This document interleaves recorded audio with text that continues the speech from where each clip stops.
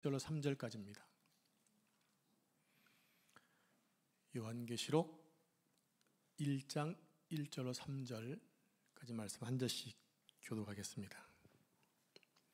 예수 그리스도의 계시라. 이는 하나님이 그에게 주사 반드시 속히 일어날 일들을 그 종들에게 보이시려고 그의 천사를 그 종 요한에게 보내어 알게 하신 것이라. 요한은 하나님의 말씀과 예수 그리스도의 증거 곧 자기가 본 것을 다 증언하였느니라. 같이 읽겠습니다. 이 예언의 말씀을 읽는 자와 듣는 자와 그 가운데에 기록한 것을 지키는 자는 복이 있나니 때가 가까움이라.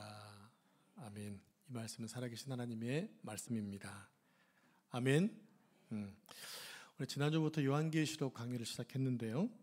지난주에 말씀드렸던 내용을 잠깐 복습하고 오늘 말씀을 진행하도록 하겠습니다. 요한계시록은 절대로 무섭거나 두려운 책이 아니라고 말씀을 드렸습니다. 그래서 두 가지 선입견을 없애야 된다라고 말씀을 드렸죠. 첫 번째, 요한계시록의 두 선입견이 무엇인가? 요한계시록은 절대로 어렵지 않고 쉬운 책이다라고 했습니다. 둘째로, 요한계시록은 가장 현실적인 책이다. 미래에 대한 책이 아니라 현실적인 책이라고 말씀을 드렸습니다. 또 요한계시록을 공부해야 되는 세 가지 목적이 있다고 얘기했죠. 자, PPT 보시면 종말에 대한 바른 인식을 심어주는 책이다. 그래서 언제 어느 때에 날짜를 정해놓고 주님이 임한다라고 하는 이 시한부 종말론자들의 그들의 어떤 속임에 빠지지 말라는 말씀을 드렸습니다. 자, 두 번째는 예수 그리스도 즉 기독론에 대한 얘기를 하고 있고, 세 번째는 교회에 대한 바른 인식을 갖도록 하고 있다는 얘기입니다. 따라서 우리는 먼저 요한계시록이라는 책에 대해서 가지고 있는 선입견을 제거해내야 됩니다. 잘못된 생각과 잘못된 이성들을 다 뽑아내고 거기에 올바른 지식을 집어넣어야 되는 거예요. 요한계시록은 환상과 또 상징 등 묵시적인 표현 때문에 복잡해 보이고 어려워 보인다. 그랬죠? 그래서 결국 세 가지로 요약된다고 말씀을 드렸어요. 첫 번째는 세상의 종말은 반드시 온다라는 것입니다. 그 종말은 두 가지로 옵니다. 한 가지는 개인적인 종말이 있어요. 개인적인 종말이 뭐냐면 한 인생의 생이 끝나고 죽는 것을 얘기합니다. 그리고 세계적인 종말, 즉 이 우주가 안전하게 새롭게 엎어지는 것을 말하죠. 그러니까 종말에 대해서 논하지 말자는 것이 아니라 바른 인식을 논해야 된다는 것입니다. 종말은 반드시 있다는 거죠. 종말은 반드시 있습니다. 그 날이 있기 때문에 우리는 종말을 준비해야 되는데 두려움을 하지 말고 기대함으로 하자는 것입니다. 두 번째, 종말은 왜 있는가라는 것이에요. 왜 있는가? 바로 새 예루살렘인 천년왕국이 이 땅에 임하기 때문에 종말은 우리를 두렵게 하려는 것이 아니라 역사의 종지부를 찍어야 영원한 새 하늘과 새 땅이 이 땅 가운데 이루어진다는 거예요. 그래서 요한계시록 마지막 부분 보게 되면 새 하늘과 새 땅이 내려온다 이렇게 얘기하고 있잖아요. 세 번째는 천국은 예수 그리스도를 구주로 영접한 사람만 들어간다는 것입니다. 이것은요 어떤 얘기냐면 아주 중요한 내용이에요. 여러분들 하나님을 100% 못 믿으시죠? 100% 믿으세요 진짜? 솔직히 이해해 드릴 테니까 하나님 100% 믿으세요? 어떤 분 물어보니까 100%는 못 믿겠대요. 믿긴 믿는데 100%는 아니래요. 내 지식이 모자라서 안 돼. 그러면 예수님께서 당신을 위해 죽으신 거 아십니까? 믿습니까? 그것도 100%는 못 믿겠다라는 거예요. 자, 그런 사람과 100% 믿는 사람은 차이가 있을 수밖에 없겠죠. 그래서 천국은 예수님을 구주로 영접한 자들이 가는 곳, 즉 구원 백성을 맞아들이기 위해서 종말이 필요하다는 겁니다. 여기까지가 지난주 살펴봤던 말씀이었죠. 자, 기억이 나지 않을 것 같아서 제가 뭘 준비하라고 그랬나요? 갖고 오신 분 손 한번 흔들어 보세요. 갖고 오신 분. 자, 이렇게 가진 것을 들어보세요. 할렐루야. 김인숙 집사님 대단하세요. 네, 핸드폰 노트 있으면 그것도 가능하니까. 요즘 최첨단 아닙니까? 앞서가시는 것 같아요. 네, 우리 3명의 꼬마 친구들 저런 애들이 복을 받는 거예요. 말하는 대로 순종하는 사람. 여러분 다시 한번 기회를 드립니다. 다음 주에 꼭 가져가서 메모하시기 바랍니다. 왜냐하면 우리의 머리는 총명은 자주 잊어먹잖아요. 근데 흐린 먹자고 남아있는다 하는 것처럼 메모해 놓으면 여러분들 나중에 볼 때 또 잘 기억이 날 수 있기 때문에 제가 준비하라고 했던 것입니다. 이제 오늘 요한계시록 1장을 보겠는데 1장 1절을 보면 요한계시록을 가리켜 이렇게 말씀합니다. 예수 그리스도의 무엇이다? 계시다라고 했습니다. 그런데 3절을 보니까 다른 표현으로 말씀해놨어요. 이 예언의 말씀을, 계시와 예언의 말씀을 서로 구분해 놓았다는 얘기입니다. 사도 요한이 이렇게 계시와 예언이라는 두 단어를 구분해서 사용하고 있는 것은 계시와 예언이 같아 보이지만 실상은 전혀 다른 내용이에요. 자, 계시는 하나님이 열어 보이시는 것입니다. 그래서 계시는 하나님이 보여주지 않으면 알아볼 수가 없는 게 계시예요. 그래서 나중에 성경을 보겠지만 사도 요한은 하나님이 보여주는 것, 들려주는 것만 얘기했어요. 여기에는 자기의 느낌이 들어가 있지 않아요. 여러분 요한복음과 요한 1, 2, 3서를 보시면 사도 요한이 예수님 만나서 그가 예수님과 같이 생활하면서 성령의 인도하심 속에 깨달은 것을 적은 것이 요한복음과 요한 1, 2, 3서예요. 여러분 요한복음과 요한 1, 2, 3서는 뭘 강조하냐면 사랑을 강조하고 있거든요. 근데 사도 요한은 사랑의 사도가 아니에요. 언제까지? 성령 받기 전까지는. 그의 성격이 어느 정도인지 아시잖아요. 보아너게 성격이 아주 그냥 포악했던 사람이 바로 요한이었거든요. 근데 그가 사랑의 사도로 바뀌어요. 그런 다음에 쓴 책이 요한복음과 요한 1, 2, 3서거든요. 요한 1서 가면 그런 얘기 있잖아요. 하나님은 사랑이시다. 사랑이시다 말씀하세요. 근데 요한계시록은 차이가 있어요. 보여주는 것, 자기 느낌이 아니라 하나님이 보여주시는 것, 들려주시는 것만 말했다라는 거예요. 그게 뭐예요? 그게 계시다라는 것입니다. 그럼 예언은 뭐냐? 예언. 이것도 여러분 잘 생각하셔야 되는데 예언은요, 앞날에 대한 어떤 일들을 말하는 게 아니에요. 마치 점을 치듯이 앞날에 이런 일이 있을 것입니다. 이게 예언의 일부분이지만 정말 중요한 예언은 뭐냐면 하나님 말씀이 성취되는 거예요. 그래서 요한계시록을 쭉 보면 하나님 하셨던 구약과 신약의 말씀이 그대로 성취되는 것들을 보여주고 있어요. 그게 예언이에요. 자, 계시와 예언의 차이점을 아시겠나요? 좀 쉽게 하려고 그랬는데 이 점은 좀 이렇게 짚고 넘어가야 개념 정리를 해야 되니까. 항상 뭐든지 개념이 제일 중요하잖아요. 이게 동사인지 명사인지 먼저 알아야 되니까. 자, 계시와 차이점 알아서 계시는 뭐 하는 것이다? 하나님이 보여주시는 것이다. 예언은 말씀이 성취되는 것이다. 자, 성경에는 계시의 대표적인 책들이 몇 가지가 나오죠. 구약의 다니엘서, 또 스가랴서, 그리고 에스겔서가 있습니다. 이 책에는 환상과 또 상징적인 그림이나 언어가 많이 나와요.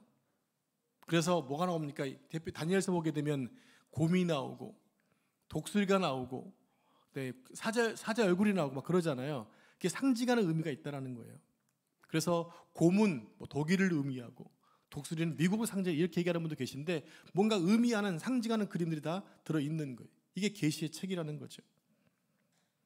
그런데 이 계시들이 쓰여진 시대를 봐야 되는데 모두가 공통적으로 이스라엘이 지독히 고난에 처해 있을 때 쓰여졌다고 하는 거예요.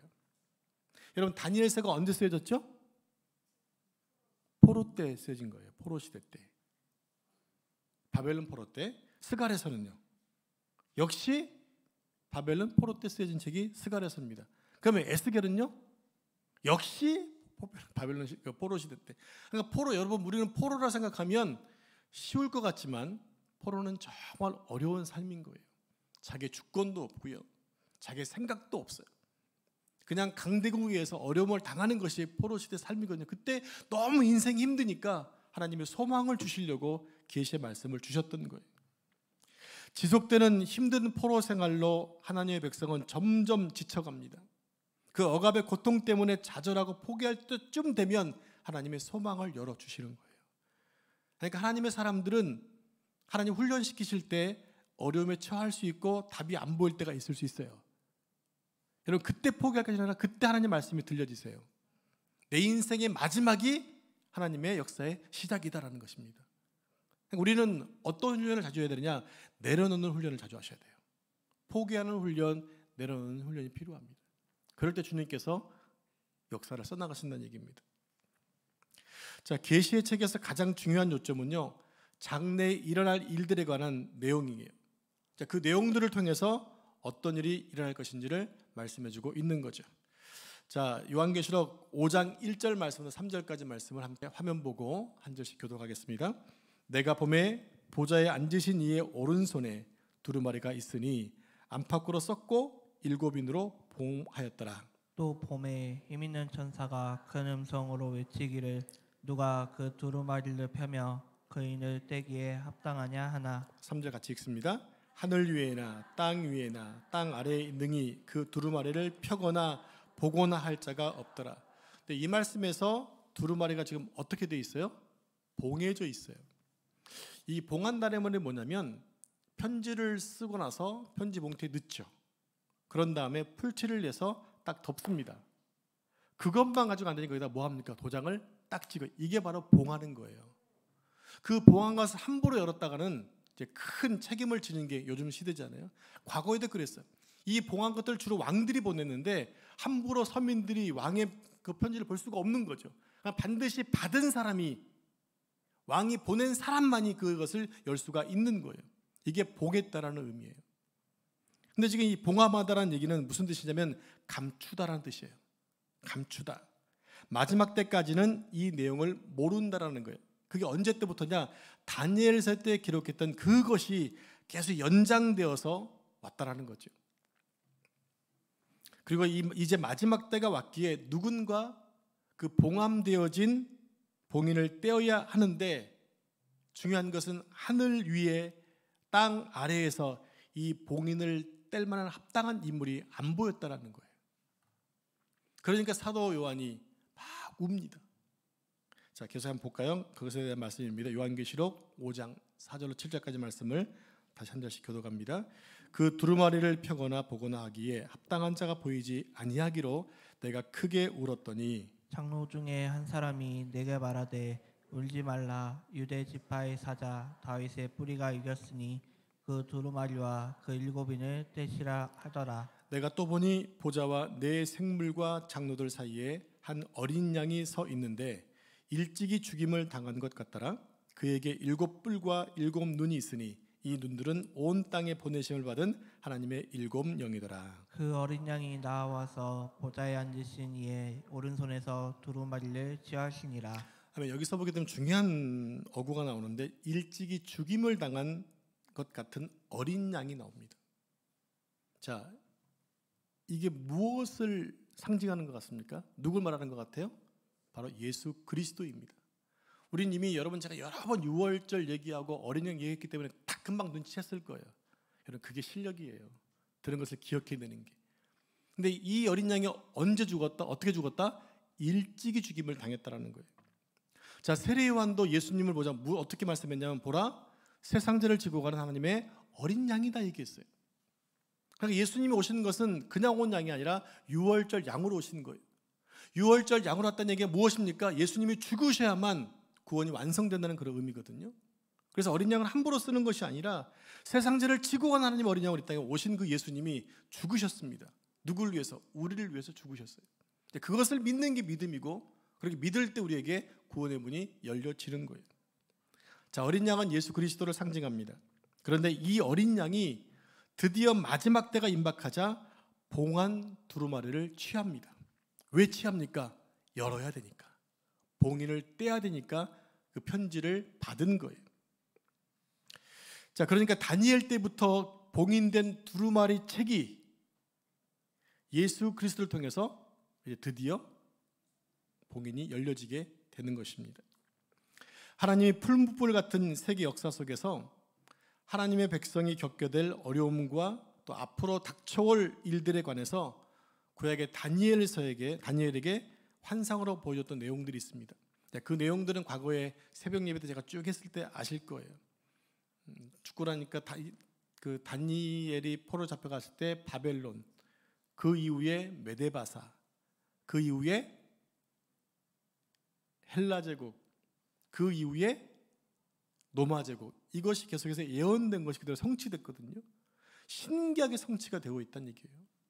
이제 실은 그것은 보면 다니엘이 한 500년경 사람이니까 400년 이후에 이루어질 300년 노바 시대까지 이어질 것들을 봤다는 얘기는 얼마나 대단한 일입니까? 또 그대로 기록한 대로 성경에 그대로 성취되고 있거든요. 그 보여준 환상, 그리고 나서 이렇게 말하죠. 간수하고 봉하라 라고 명령하셨어요. 그래서 다니엘은 그 책을 봉했던 거예요. 그렇게 많은 시간 동안 지금 뭐 했습니까? 봉한 책이 그대로 봉해진 채 주인을 기다리고 있었다라고 하는 거예요. 자, 우리 함께 다니엘서 12장 4절 말씀을 같이 합독하겠습니다.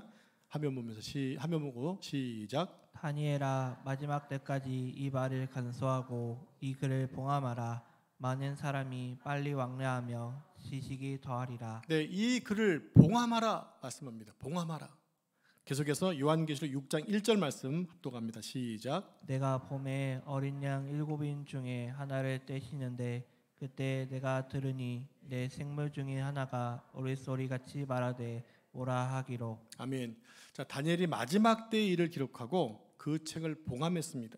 그래서 아무도 그 책의 내용을 알 수가 없었던 거예요. 그런데 이제 마지막 때가 되었는데 정작 이 봉인을 뗄 자가 없자 사도 요한이 어떻게 했다? 소리내어 울었습니다. 그때 장로 중에 한 명이 나타나서 그를 위로하면서 일찍이 중임을 당한 어린 양이 계시는데 그 분이 봉인을 떼기에 합당한 분이다, 이렇게 위로해 주는 거예요. 그리고 장로의 말처럼 예수님이 두루마리를 취하신 이후에 봉인을 떼는 것이 6장 1절의 말씀입니다. 그 내용들을 나중에 가면서 살펴볼 겁니다. 자, 여기서 우리가 주의 깊게 보아야 할 대목이 뭐냐면요, 이 임봉한 것을 뗀 분이 어떻게 표현되어 있느냐, 일찍이 죽임을 당했던 어린 양으로 표현되고 있다고 하는 거예요. 일찍이 죽임당한 어린 양. 이 말씀은 예수님이 십자가에서 우리 죄를 위해 죽으신 그 사건을 말하고 있는 거예요. 왜냐하면 예수님이 오신 목적이 어린 양으로 오셨기 때문에. 자, 그렇다면 여기서 우리가 종말의 시점이 언제부터 시작됐는가를 볼 수 있어요. 여러분, 종말이 언제부터 시작된 줄 아시나요? 지난주에 제가 말씀드렸던 것 같은데 어느 때?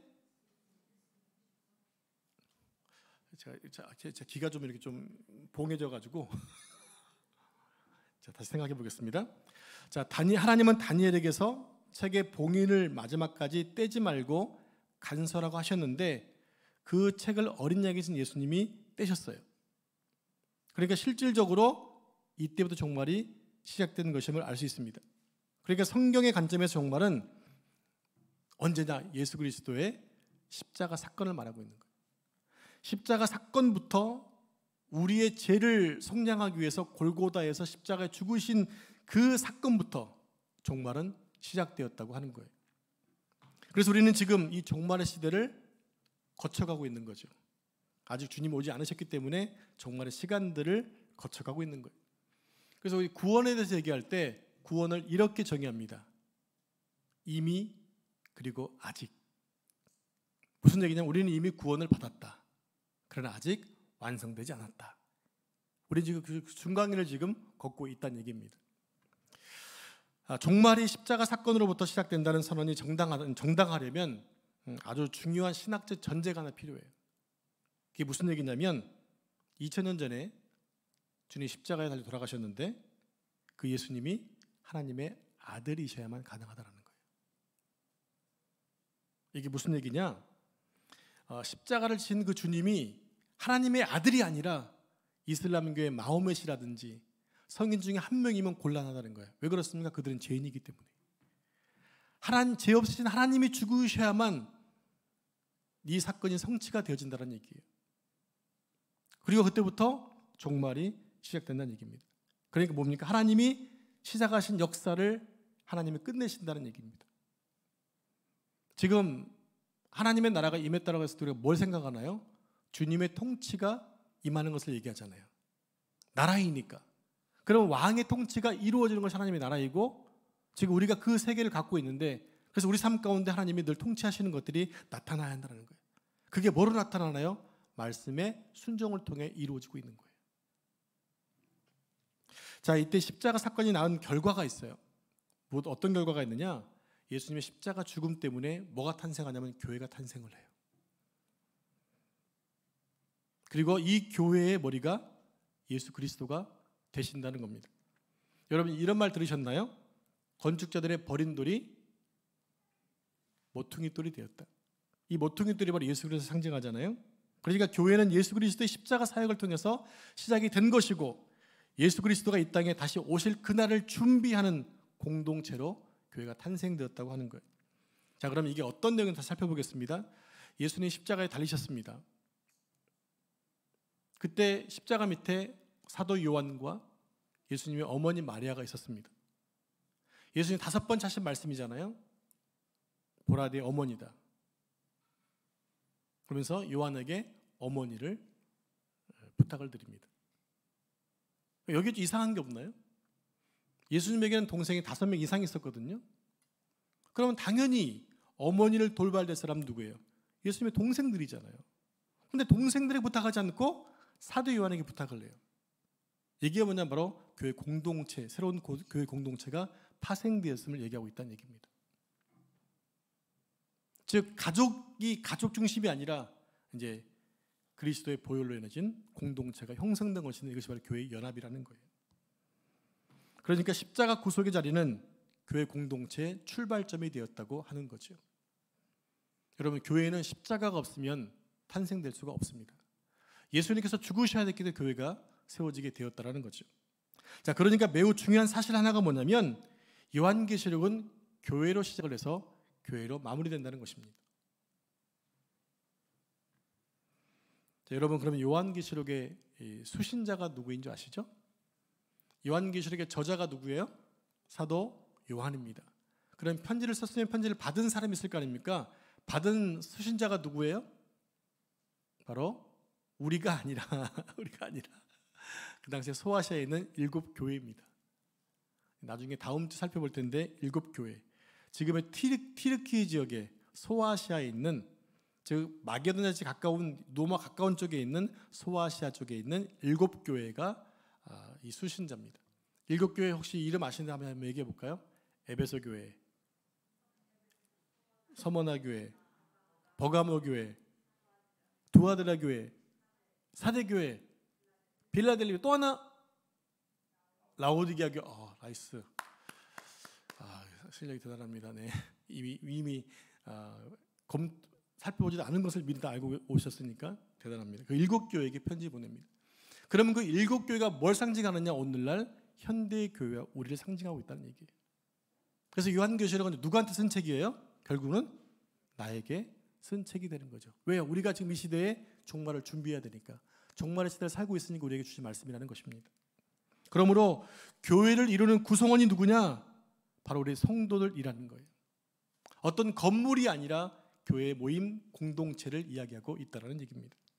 따라서 요한계시록을 읽을 때 가장 중요한 전제가 뭐냐면, 언제 어떤 모양으로 종말이 임할까를 따지는 것이 아니라, 이 말씀이, 요한계시록의 말씀이 오늘 나의 현실의 삶 가운데 어떻게 적용될 수 있을 것이냐라는 거예요.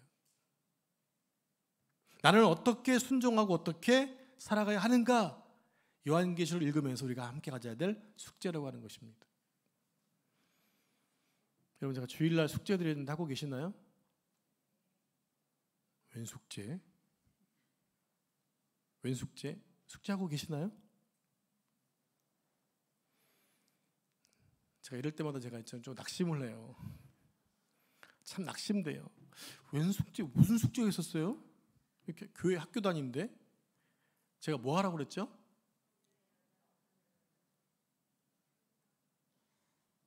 이거였어요. 그냥 남을 격려해라.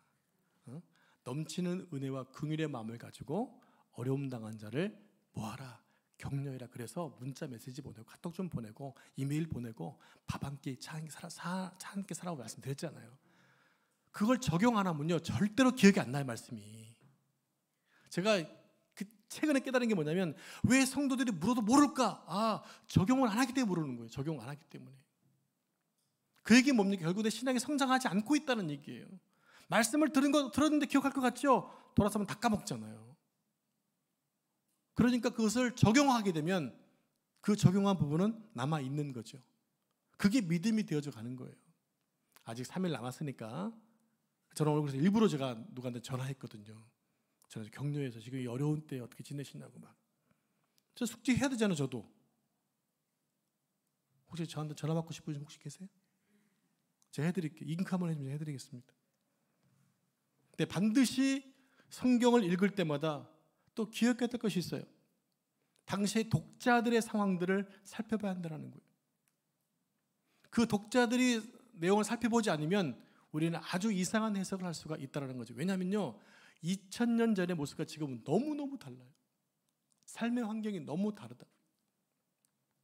최근에 어떤 인터넷에 보니까 중국에서 AI가 어떤 디자인을 했어요. 디자인을 했는데 한 달 걸릴 거를 30분만 해버린 거예요. 근데 그 디자인되는 어떤 퀄리티가 최상급이었다는 거예요. 그래서 하는 염려가 뭐냐면요, 앞으로 몇 년 내에 3만 가지 직장이 없을 거라는 거예요. 직업이. 결국에 우리 모두가 AI의 로봇의 지배 아래 살게 될지도 모른다라고 하는 아주 심각한 데이터를 얘기했더라고요. 예, 하여간 어찌됐건 간에 하나님 말씀을 들을 때마다, 읽을 때마다 그때 그 상황들의 독자의 상황들을 우리가 돌아보지 않으면 말씀이 정확하게 해석되지 않는다는 사실을 기억하시고, 여러분 요즘 성경책에 앞에 보면 서론, 개요 나오잖아요. 한번 쭉 보신 다음에 성경에 보시면 훨씬 이익될 것 같아요. 자, 그런데 요한계시록은 쉽게 알아듣게 기록되지 않는 것이 우리를 여전히 힘들게 합니다. 여기는 세 가지 이유가 있어요. 첫째로 우리 인간의 이성으로는 상상할 수 없다는 얘기입니다. 즉 하나님 말씀은 성령을 하시는 말씀이기 때문에 우리가 성령에 감동받지 않으면 깨달을 수 없는 거예요. 그래서 아무리 학박사라더라도 박사학위를 10개 갖고 있다 하더라도 하나님의 깨닫게 해주지 못하면 말씀 못 깨닫는 거예요. 그런데 아이들은 깨달을 수 있어요. 하나님이 깨닫게 해주시면. 그게 하나님의 말씀이라는 거예요. 그러니까 성경은 이성으로 깨닫는 말씀이 아니라고 하는 거죠. 그래서 여러분 요한계시록 들을 때 마찬가지 하나님 저에게 말씀을 깨닫는 은혜가 있게 되라고 기도하셔야 됩니다. 저도 물론 기도하면서 준비하지만 듣는 여러분에게도 그 기도가 필요해요. 제대로 알아들을 수 있도록, 이해할 수 있도록. 여러분 추상파의 대표적인 화가가 그 피카소잖아요. 피카소의 그림 혹시 보신 적 있으세요? 제가 중학교 1, 2학년 때인가 피카소 그림을 전시를 간 적이 있었는데 전 도저히 이해가 안 가더라고요. 아니 코가 뒤에가 있고 눈 한짝은 이만한데 한쪽은 저쪽 가 있고 막 이게 무슨 그림이냐 했더니 그게 요즘에는 수십억씩 하고 있다는 거 아닙니까? 이제 그 화가가 그린 그림을 우리는 이해 못하지만 해설가가 해설한 내용을 들어보면 너무 깊은 의미가 담겨져 있는 거예요. 그런 것처럼 요한계시록의 어려운 내용들이 이성적으로 달라붙으면 못 깨달을 수 있다는 거죠. 그것을 이해하고 말씀을 봐야 한다는 얘기입니다. 두 번째로 당시 로마 제국에 속한 시민이라면 누구나 황제를 뭐라고 불렀다? 주라고 불렀어요. 주. 황제 숭배 사상이 아주 심했잖아요. 그러나 그리스도인들에게서 오직 주는 누구입니까? 예수 그리스도밖에 없는 거예요. 그래서 만약에 예수 그리스도를 섬기고 황제 또한 주로 부른다면 그것은 뭐가 되는 겁니까? 다른 신을 섬기는, 우상을 섬기는 죄를 범하고 마는 거예요. 그러니까 그들은 절대로 황제를 숭배할 수가 없었어요. 그런데 그 당시에 뭐가 있었냐? 조합 기관 가운데 길드라고 하는 이 조합이 있었거든요. 그러니까 로마 시민들이라면 이 조합에 가입을 해야만 되고, 가입된 자들은 돈을 빌릴 때 1%의 금리로 빌릴 수 있지만 그리스도인들은 50%의 그 금리를 줬다고요. 그러니까 거의 망하는 겁니다. 망하는 거. 그것뿐만이 아니었어요. 육체적으로 아주 잔인하게 폭력을 행사했거든요. 아니, 경제도 힘든데 삶도 너무 힘든 거예요. 그 기간이 무려 얼마 동안 계속되냐면 300년 동안 계속이 돼요. 그런 힘든 삶을 살고 있는 그들이 성경을 봤을 때 이 말씀이 위로가 되었다는 얘기죠. 그러나 중요한 것은 로마 당국은 그 그림을, 그 내용들을 몰라야만 가능했다고 하는 거예요.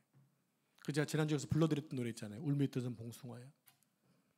여러분 로마 시민들이 그들을 깨닫지 못하기 위해서 썼던 암호가 있었잖아요. 암호. 그게 물고기 자리 아닙니까? 153 물고기. 그래서 물고기 표시를 한 것을 그것을 가지고 믿는 자, 안 믿는 자를 구분했다고 하는 거예요.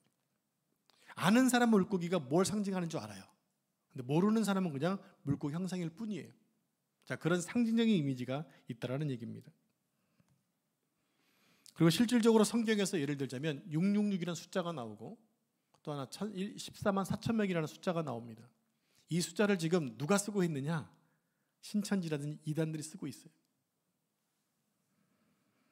신천지 이단 집단에서 정확하게 이 인원만 천국에 들어갈 수 있다고 선포를 하니까 거기에 일원이 되려고 얼마나 사람들이 헌신하고 충성하는지 몰라요. 자기의 재산 다 갖다 바치고 한 주에 몇 명씩을 꼭 전도하고 이런 일들을 해야만 떨어지지 않으니까 그렇게 그들의 어떤 삶들을 착취하고 있다는 얘기입니다. 그 숫자에 너무 꽂혀버리니까. 그게 상징적인 의미도 불구하고. 여러분 14만 4천이 왜 14만 4천인지 알고 계시죠? 12 곱하기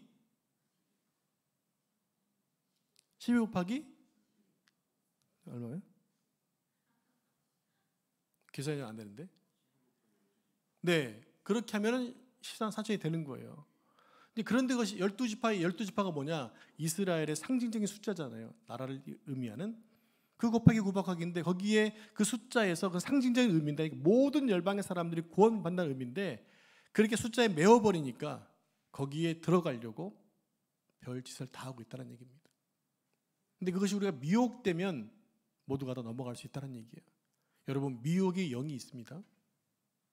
여러분 미혹의 영이 있어요. 조미혹의 영이 아니라 미혹의 영이 있어요. 미혹의 영. 그래서 여러분 미혹의 영은 안 넘어가도 여러분 기도 많이 하셔야 돼요. 정말 중요합니다. 우리가 보기엔 다 보이는데 저 사람 완전히 빠져가지고 인생을 버리고 있잖아요. 666 숫자는 사단의 표이고 666이 짐승의 숫자라고 하면서 어떤 사람이 666 버스 타지 않습니다. 근데 저는 6663입니다. 전화번호가. 저는 상관없게 쓰고 있거든요. 혹시 여러분 저한테 전화하시면서 목사님 666이네 하신 분 혹시 계시나요? 전부 다 무슨 수다? 상징적인 수라는 거예요. 그게 사단의 수, 상징적인 수라는 생각을 여러분 갖고 계시 바랍니다. 지금 그런 상징 숫자가 우리 주변에 너무너무 많이 있잖아요. 여러분 구글 표시도 다 보다 보면 어떻게 보면 666이 될 수도 있어요. 구글, 영어 구글 보시면 666이 딱 나오거든요. 그게 다 하게 되면 사단의 숫자가 아닌 게 아무것도 없다는 얘기예요. 그런 것들 좀 구분했으면 좋겠습니다. 그럼 마지막으로 이제 종말을 대하는 우리의 자세는 어떠해야 되는가? 여러분 우리가 지금 어떤 시대를 살고 있다고 말씀드렸어요? 종말의 시대를 살고 있다. 그럼 우리가 이 시대에 어떻게 살아야 되냐는 얘기죠. 어떻게 살아야 되는가? 자, 요한계시록 21장 4절 말씀입니다. 같이 합독하겠습니다. 시작. 모든 눈물을 그 눈에서 닦아주시니 다시는 사망이 없고 애통하는 것이나 곡하는 것이나 아픈 것이 다시 있지 아니하리니 처음 것들이 다 지나갔음이로라. 아멘. 이 말씀을 통해 보면 우리가 종말을 이해할 때 버려야 할 인식 중 하나가 뭐냐면 종말은 부정적이다, 소극적이다라는 것입니다. 여러분 종말은 반드시 있는 거기 때문에 부정적으로 봐서는 안 되는 거예요. 우리가 긍정적으로 종말을 우리가 살아야 되는 거예요. 또 하나는 종말의 삶을 살 때 적극적으로 살아야 된다는 얘기입니다. 여러분 우리에게 종말이 필요한 이유가 뭐라고 말씀드렸어요? 우리의 욕된 몸과 죽음을 끝내지 않으면 새하늘과 새 땅을 맞이할 수가 없다는 얘기입니다. 지난주 잠깐 말씀을 드렸어요. 노예와 종이 자신의 노예와 종의 신분을 끝내려면 어떻게 된다? 자식 없이 죽어야 된다는 얘기예요. 내가 죽어도 자식이 남아있으면 그 자식은 또 부모의 신분에 맞게 또 종으로 살아가는 거예요. 그러니까 자식 없이 죽는 거예요. 그 방법밖에 없다는 얘기입니다. 자, 그렇게 종말이 와야만 비로소 새 역사, 새 나라가 열리게 된다는 것입니다. 이렇게 볼 때 종말은 기다려지는 시간이와 동시에 겨우 천국에 들어가도록 천국에 들어가는 것만 만족하는 그런 삶이 되어서는 안 된다고 하는 거예요. 적극적으로 여러분 신앙생활을 하셔야만 합니다. 요한계시록 21장 7절 말씀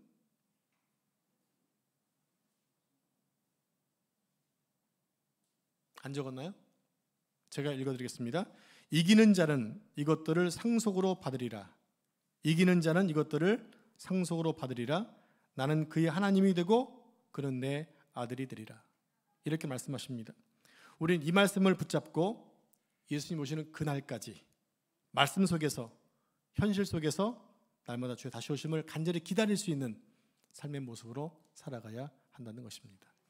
그렇게 할 때 종말은 두려움이 아니라 우리 여전히 밝고 누리며 살 수 있는 것이 된다는 얘기입니다.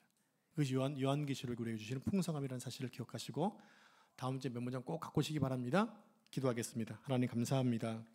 올바른 종말론으로 주님의 다시 오심을 고대하며 사는 저희가 되게 주옵소서. 이 모든 말씀을 거룩하신 예수님의 이름으로 기도합니다. 아멘.